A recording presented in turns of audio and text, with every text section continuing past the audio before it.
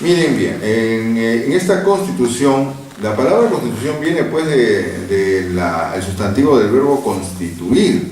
O sea, el acto de constituir con los métodos que tú tengas, lícitos o no, eso no tiene una valoración de índole axiológico, moral ni ético, es constitución porque está constituida, se constituye.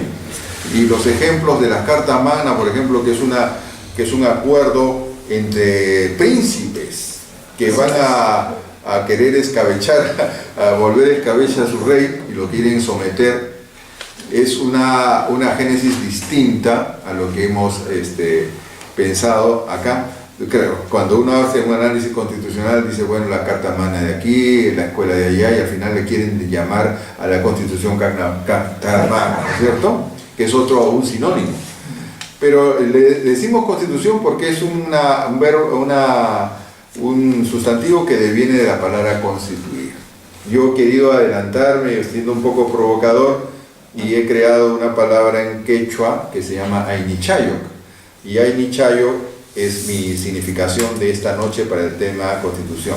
La primera tarea sería qué tanto nos gusta y qué tanto lo podemos prolongar o usar después.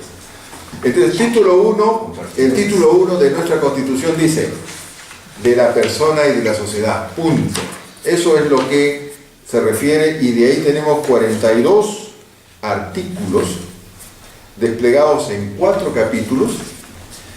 Hay derechos fundamentales de la persona, derechos sociales y económicos, derechos políticos y deberes, y de la función pública. Esos son los capítulos que tiene el título 1.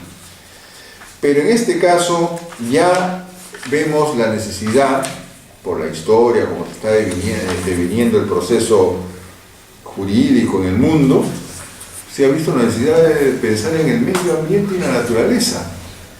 Y entonces, ¿dónde debería caber eso? En el título 1, pues, porque ahí están los seres. En ese lugar es que yo quiero compartir con ustedes la primera tarea, es decir, ¿qué articulado pondríamos si en el título 1 quisiéramos insertar algo respecto de la naturaleza? Con los siguientes atingencias. Primera atingencia, que el derecho ha sido pensado para seres conscientes, para seres que por definición son sujetos de derecho, y los únicos sujetos de derecho son los seres humanos. Entonces ahí tenemos una primera cosa, una cosa todavía porque no le llego a calificar, necesidad, urgencia de decir, oiga, si no es un sujeto de derecho, ¿para qué lo voy a poner en la Constitución? No es la naturaleza, no es un ser que tenga derechos. Sin embargo, la presión histórica ha hecho que por lo menos de las que he analizado, hayan 3 que específicamente se dediquen a reflexionar y pautar la relación con la naturaleza. Bután, Nepal, Ecuador, y estaba contando mal, Bolivia. Es decir, ellos ya han hecho un ejercicio de diseño, y algunos países de Europa ya están buscando un diseño para introducir la naturaleza como un sujeto entre paréntesis de derecho. Una de las primeras cosas que se nota en este asunto, cuando alguien ha visto, porque hay mucha tendencia animalista, ustedes han escuchado a sociedades protectoras de animales, etcétera, que hace muchos años están hablando sobre que hay que tener una compasión, una empatía hacia los animales y las plantas, que ha devenido en lo que se llama la intermediación humana para que algo se vuelva objeto de derecho, ¿no? Es que si hay un ser humano que se pone en el medio a representarlos, ese objeto o sujeto o ese animal, esa planta, se vuelve algo juridiciable, ¿no es cierto? Entonces, si tiene juridicidad y si tiene legalidad, ya entra en el discurso. Entonces, esos son los avances, es la segunda atingencia que quería mencionar. Si vamos a nuestro primer ejercicio en el capítulo de la naturaleza que vamos a introducir, tendríamos que ver qué articulado ponemos. Créenlo, por favor, esa es la tarea. ¿Qué decimos respecto a la naturaleza? Yo les voy dando algunos algunos índices de reflexión que he hecho al respecto. Primero, un principio de armonía respecto a la naturaleza nos dice que lo que quitemos de la naturaleza lo debemos reponer. Ese es un primero, de repente a ustedes se les ocurre algún articulado, pero eso debía estar a nivel de Constitución. Lo que retiremos de la naturaleza lo tenemos que reponer. Segundo, otro artículo que se me ocurrió respecto a la naturaleza es que lo que dañemos de la naturaleza lo tenemos que reponer en los plazos humanos, no en los plazos naturales. ¿Por qué? Porque los plazos humanos son más cortos, pues, y necesitamos hacerlo. La naturaleza se puede reponer, ¿eh? Se puede reponer, pero de repente en 100.000 años, 200.000 años, y nosotros no vamos a ver eso, ¿no? Si ahorita mismo acabamos con el petróleo, lo consumimos hasta el último, el petróleo se va a seguir produciendo, pero va a tardar 300 millones de años en hacerse carbón, en hacerse petróleo y todo lo que venga. Cataclismo. Así es. Entonces eso no es el plazo. Entonces en este segundo artículo yo propongo que si retiramos o destruimos algo de la naturaleza, lo hagamos en plazos humanos. Ya son dos artículos con los cuales quiero incitar la creación de parte de ustedes de un articulado que involucre la naturaleza en el título 1 de la Constitución. Título 2. Voy a ir pasando de título a título porque si me voy capítulo a capítulo no terminamos hasta el 2020. La contingencia de los recursos, o sea que uno pueda poner los recursos que tiene, ¿no? O sea, uno no puede hacer pues ninguna proyección de recursos si no los tiene garantizados para la reposición, pues. Esa es la verdad.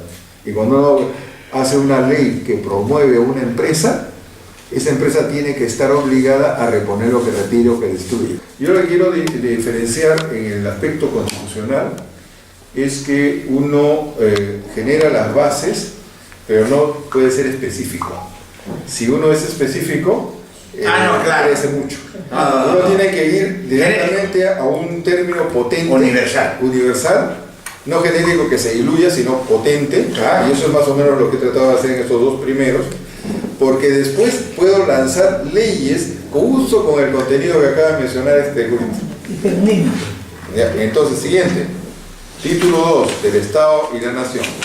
Siempre a nivel grueso, pero potente, ¿no? Y sobre él pensar que podemos levantar las leyes. Gracias por la iniciativa, ahí podemos levantar. Título 2 del Estado y la Nación. El título 2 del Estado y la Nación tiene solamente 14 artículos divididos en dos capítulos: del Estado, la Nación y el territorio, y el capítulo 2 de los tratados, a los que estábamos hablando. Entonces, ahí lo que tratamos de hacer es de que si nosotros nos comprometemos a algo que va más allá de los límites de nuestro país, tiene que haber un tipo de garantía de que estos tratados no comprometan nuestros recursos. Porque si en función de tratados podemos pasarle por encima al compromiso con la naturaleza, ya estamos, digamos, complicados, ¿no? En cuestión del Estado, la Nación y el territorio, a nivel de la Constitución, yo quiero reflexionar sobre el tema que se refiere a qué pasa cuando tenemos decisiones dentro de nuestro Estado que repercuten afuera, porque los únicos que tenemos fronteras somos los seres humanos, pero los animales y las plantas no la tienen. Entonces ellos pueden circular, lo ambiental y lo ecosistémico puede circular, y no le vamos a decir no circule por orden legal de los estados, ¿cierto? Entonces debemos ver que hay cosas que actuamos en nuestro país que tienen efectos en otros países, y eso es importante pensarlo. No lo quiero poner como tarea, me quiero concentrar en que en el título 1 sea la tarea. En el título 2 lo que estamos pensando es apúntenlo para reflexión posterior. No hay tarea ahí, todas las tareas están en el título 1. Título 3. En el título 3 está el régimen económico. Y el régimen económico, como todos nos preocupamos, es el balance de los recursos escasos y abundantes y su mutua interrelación, y con todo eso que significa. Entonces, cuando uno habla de una constitución que se inspire en valores anteriores al occidente, también va a impactar en la forma en que consideramos lo económico, qué tiene valor y qué no lo tiene, cómo reformulamos el valor, ¿ya? Cuando en la próxima reunión pasemos al título 3, también vamos a dar tareas. Yo solamente quiero comentar ahí rápidamente. El título 3 es del artículo 58 al 89, lo que hace un total de 31 artículos divididos en 6 capítulos. Principios generales, capítulo 3 del ambiente y los recursos naturales, capítulo de la propiedad, capítulo del régimen tributario y presupuestal, de la moneda y de la banca, y del régimen agrario y de las comunidades. En todos estos títulos que estoy mencionando, a diferencia del título 1, lo que quiero mencionarles es que estamos muy interesados en la reflexión posterior. Cuando lleguemos al turno que tratemos, ahí va a haber tareas también. Solamente en este momento quiero que incluso se sientan libres de sugerir de repente un capítulo distinto. ¿Ya? Aquí la tarea no es redactar un artículo, sino de repente pensar un capítulo distinto. Yo pensé en alguno. El primero, por ejemplo, el capítulo 5, yo lo hubiera cambiado de moneda y banca a otro tema. ¿Por qué? Porque ya no solamente existen monedas fiduciarias, sino monedas en Internet, criptodivisas. Entonces, de repente ese capítulo tiene que ser cambiado también a vista de ese tema. Título 4, la estructura del Estado. Acá me voy a detener un poquito más porque tenemos artículos del 90 al 199. Eso quiere decir 109 artículos en un tremendo estructura del Estado. Y miren por qué es esta estructura del Estado tremenda. Tiene un poder legislativo, como mencionaba Rosendo, que tenemos que estar muy preocupados sobre eso. Tiene un poder ejecutivo, tiene un poder judicial y tiene un capítulo que se llama sistema electoral, lo que nos hace preocupar porque resulta que el sistema electoral antes era poder y ahora solamente es sistema. O sea, le han bajado... Como cualquier sistema administrativo. Así es. Y entonces ahí viene un análisis de... Ustedes conocen cómo son los cangrejos, ¿no? Los cangrejos generalmente tienen un brazo más grande que otro. Entonces, esta Constitución tiene un brazo más grande que otro por algún motivo. El motivo del poder y algunas de las constataciones que hacemos cuando vemos diariamente que alguien del Poder Judicial ha sido encontrado en falta, ¿no es cierto? O nos oponemos a sus resultados. Y eso tiene que ver, por ejemplo, con el Poder Judicial. Porque el Poder Judicial, a diferencia de otros poderes, tiene una estructura compleja. Y ahí aparecen una serie de artículos que lo hacen complejo. ¿Por qué será, no? Porque hay un poder central que lo hace a propósito. Muy bien.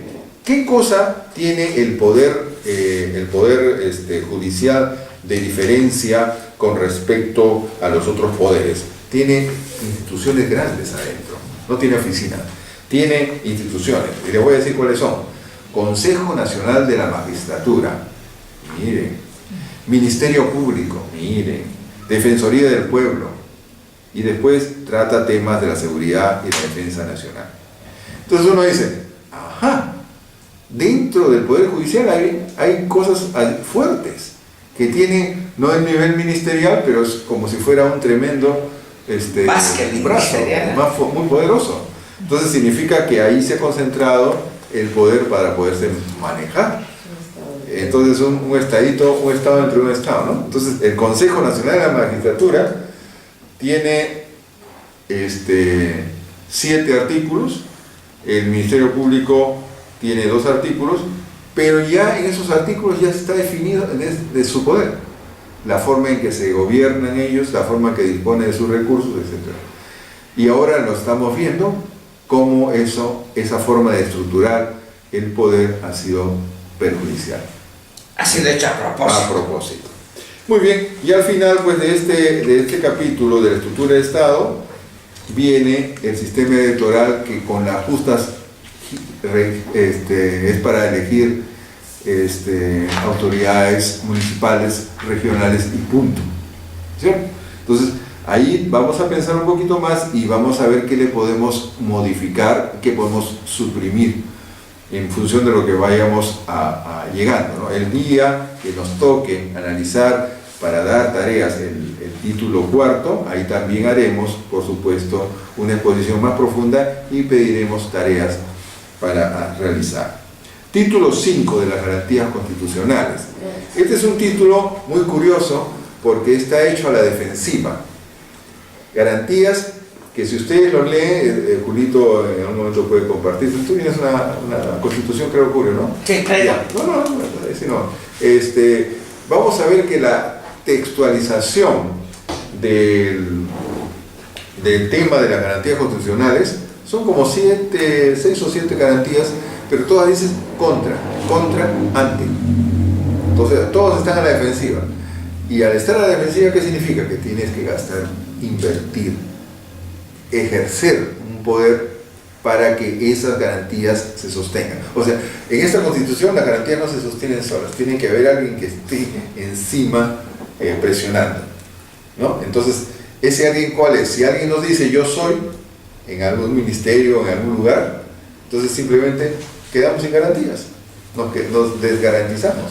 Entonces, al perder esas garantías, nosotros en este título quinto también vamos a dar una tarea en donde nos pongamos a crear garantías que podamos realmente ejercer. No algo que se puede ser tan difícil, no hay plata, no hay gente y al final nos quedamos sin garantías, ¿no? Algo más fuerte.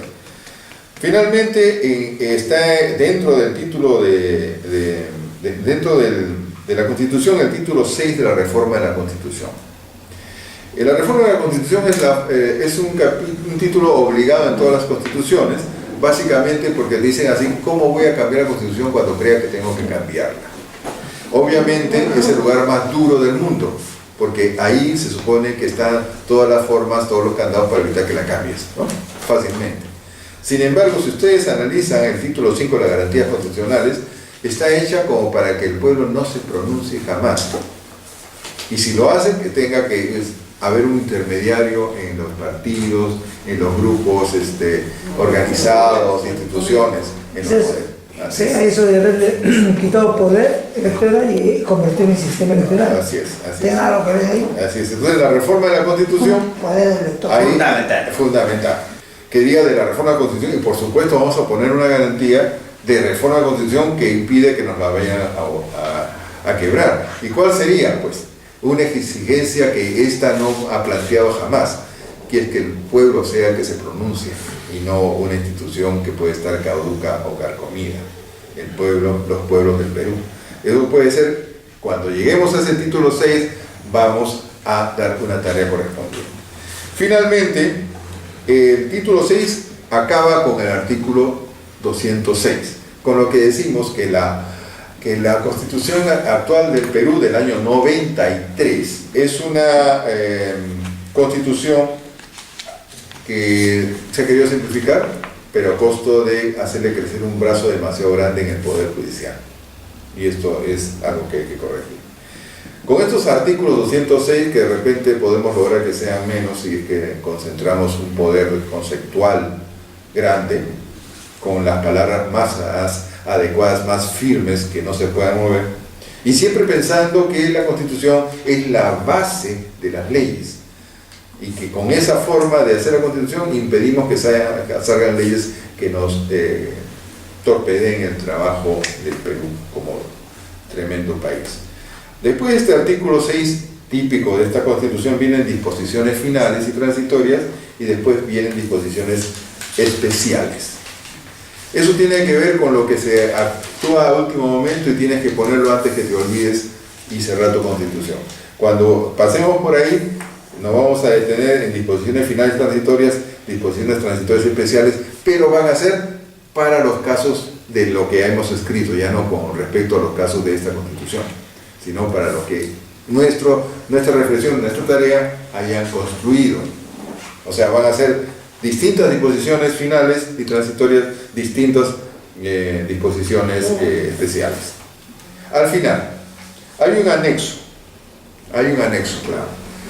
Esta Constitución y eso es lo que tenemos, que también vamos a comprender, es que este es un anexo que se ha puesto declarativamente. Y algo que es declarativamente no sirve para nada, es declarativo, es simplemente para decir, ¿por qué?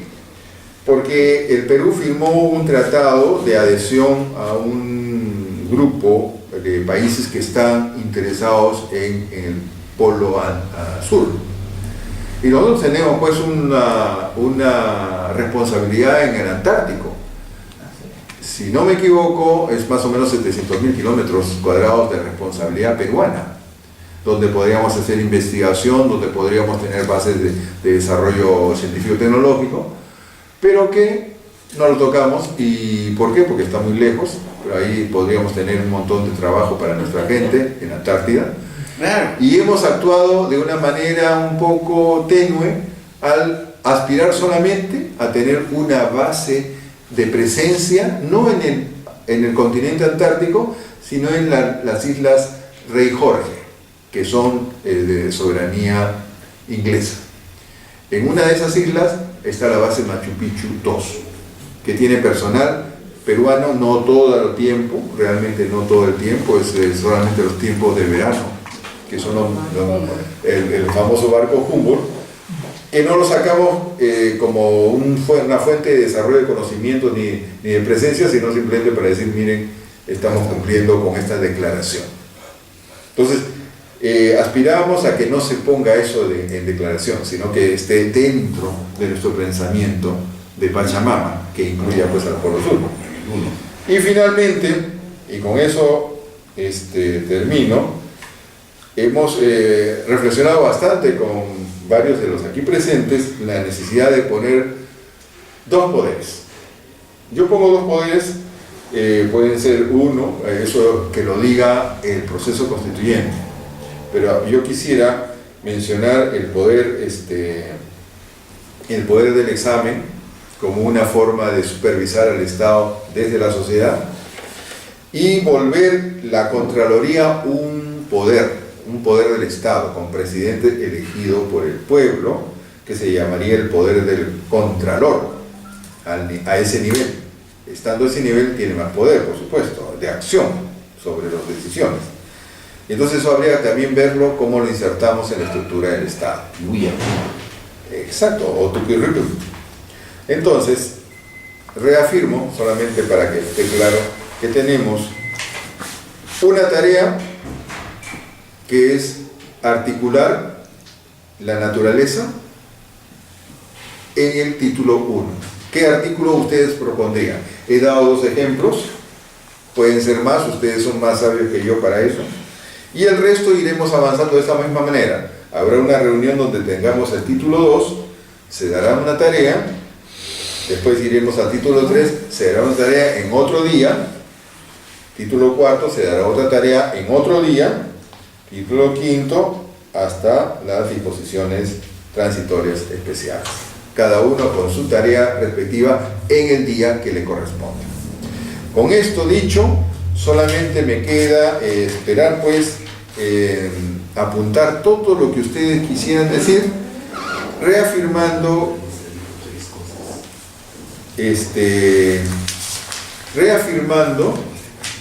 que